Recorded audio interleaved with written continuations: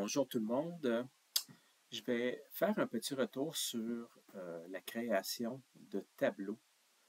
Vous voyez qu'ici, je me suis fait un bout de programme en texte qui s'appelle Gestion de tableau et j'ai une base de données pour mes variables internes.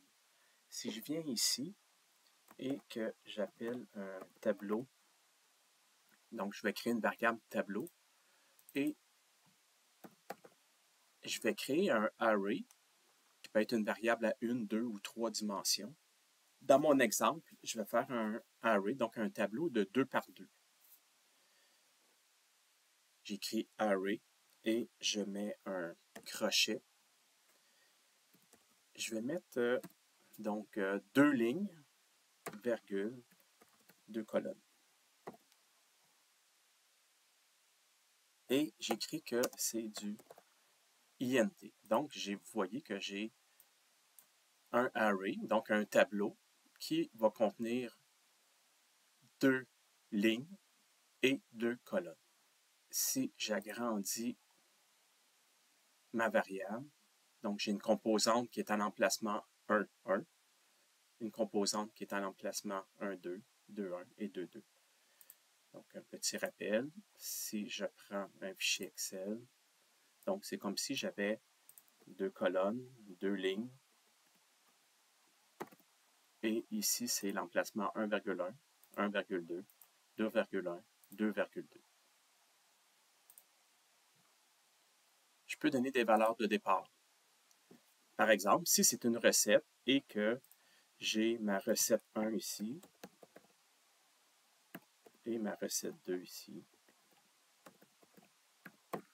et que mon ingrédient 1, c'est le niveau à atteindre 1, puis le niveau à atteindre 2. Je vais rentrer des valeurs. Ici, comme on travaille en 0 et 10 000, je pourrais mettre, par exemple, dans ma recette 1, j'ai besoin d'atteindre un niveau de 3500 et pour le niveau 2, 5000, puis dans ma recette 2, 4000 et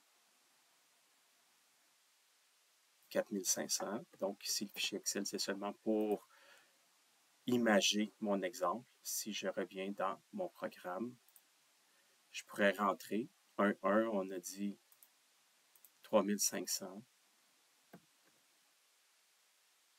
et 1,2, 5000,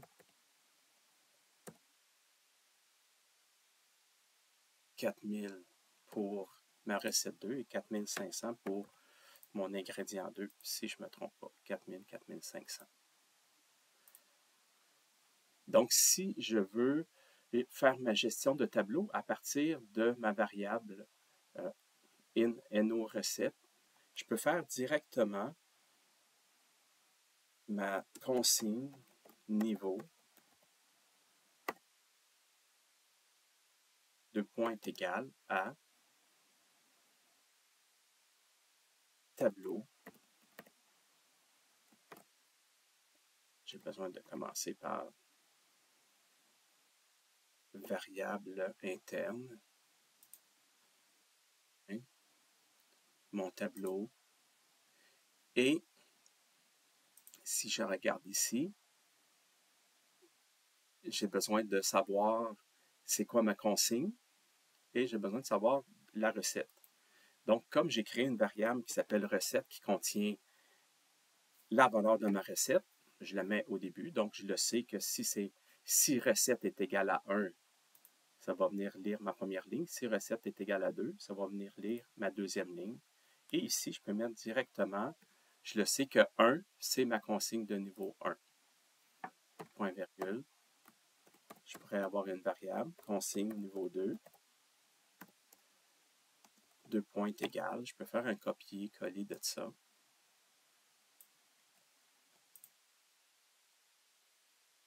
Et je mettrai 2 ici. Je vais venir dans ma variable. Je vais créer consigne niveau 1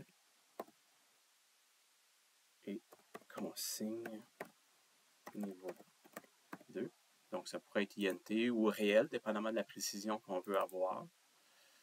Puis, je vais dire que mes deux variables, ils sont dans ma base variable interne. Même chose pour mon numéro de recette.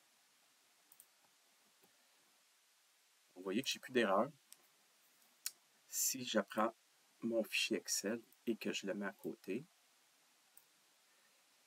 je vois que si ma recette, qui, comme j'ai dit, c'est entrée par un IHM, si c'est 1, donc ça fait qu'on va lire la valeur qui est à l'emplacement 1,1 dans mon tableau et on la transfère dans ma consigne, 1,1 dans mon tableau. Je l'ai rentré. Si je reviens dans variable interne, on voit qu'on a rentré 3500. Donc, il y a 3500 qui va être envoyé à consigne niveau 1. Et si je reviens dans mon programme, pas ici, pas là, pas là, gestion tableau. Et donc, ma recette 1 va transférer la valeur à l'emplacement 1,1 et va transférer la valeur à l'emplacement 1,2 dans consigne niveau 2, qui est ma deuxième valeur.